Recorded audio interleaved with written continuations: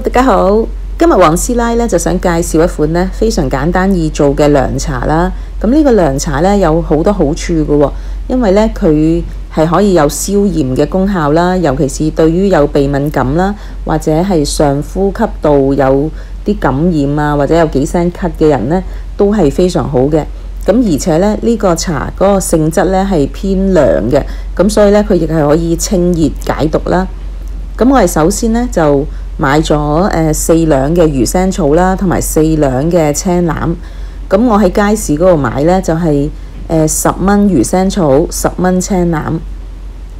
咁啲青欖咧我哋洗佢啦，咁啊捽下個外表。咁其實青欖咧佢本身都係一個水果嚟嘅。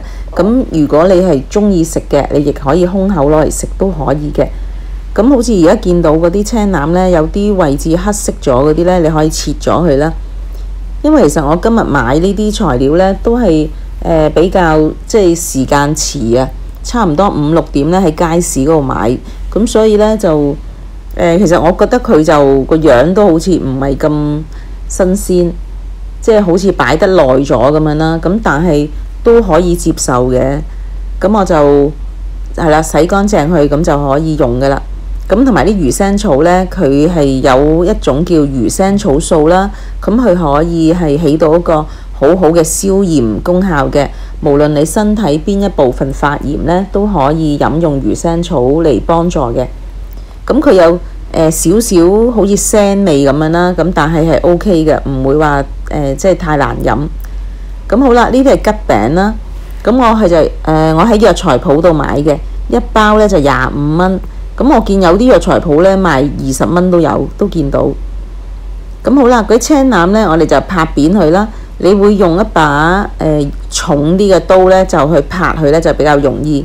又或者咧，用一條毛巾啦，包住啲青欖咧，即係逐粒逐粒咁包住佢，跟住嚟拍咧，咁佢就冇咁容易彈走啦。咁呢個桔餅咧，我就係清洗下佢啦。咁跟住呢，就係將佢切開佢，或者用鉸剪剪開佢都得。咁同埋呢啲桔餅呢係好好味嘅。咁同埋佢外面都有層砂糖。咁但係我都沖洗下佢。有啲人呢就話唔使洗都得。咁但係我就沖下佢呢，就有時都係沖走啲灰塵啊嗰啲啦。咁好啦，呢度呢就煲咗3公升水。咁水滾呢，我就將桔餅啦同青欖呢都放埋落去。咁我哋就煲咗呢2個材料先。咁魚腥草呢唔使咁早落嘅。咁好啦，咁啊由佢煲返滾啦，跟住轉細火就煲佢30分鐘。咁30分鐘之後呢，我哋就可以放埋嗰啲魚腥草落去。咁魚腥草呢就係煲20分鐘就得㗎啦。咁好啦，放埋個魚腥草落去啦，開返大火啦，就煲返滾佢先。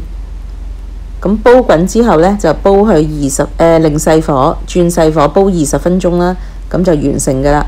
咁呢個茶飲呢，一家大細都飲得，小朋友3歲以上啦都可以飲㗎啦。